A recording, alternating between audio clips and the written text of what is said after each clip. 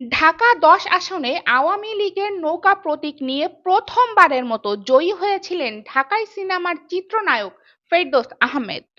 গত ৫ আগস্ট শেখ হাসিনা দেশ ত্যাগ করলে এরপর সংসদকে বিলুপ্ত ঘোষণা করা হয়। ফলে ৭ মাসের মাথায় এমপির পদ থেকে ছিটকে যান ফেরদৌস। শেখ হাসিনার দেশত্যাগের খবরের পর লাপাত্তা হয়ে যান সাবেক সাংসদ ও চিত্রনায়ক ফেরদৌসও। দেশে আছেন নাকি দেশের বাইরে তারও কোনো খবর মেলেনি। এরই মধ্যে এমন দুঃসময়ে আরও একটি দুঃসংবাদ জুড়ে বসলো এই অভিনেতার কাঁধে। জানা গেল ছাত্র আন্দোলনে নীরব থাকায় টলিউডের একটি সিনেমা থেকে বাদ পড়েছেন তিনি। অর্কদীপ মল্লিকা নাথের মীর জাফর চ্যাপ্টার 2 সিনেমায় অভিনয় করার কথা ছিল ফেরদৌসের। এই বিষয়ে সিনেমার প্রযোজক রানা সরকার গণমাধ্যমকে জানালেন, এই সিনেমায় আর থাকছেন না ফেরদৌস।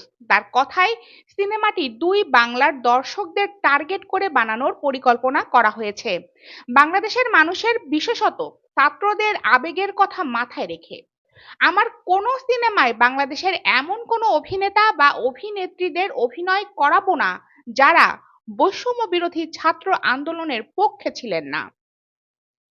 গত বছরের শুরুর দিকে অভিনয় শিল্পীদের লুক প্রকাশ করে আনুষ্ঠানিক ঘোষণা করা হয়েছিল মীর জাফর চ্যাপ্টার 2 সিনেমার। এখনো শুটিং শুরু হয়নি। ইয়ামুল আশুরা বৃষ্টি, সময়ের কণ্ঠস্বর ডেস্ক।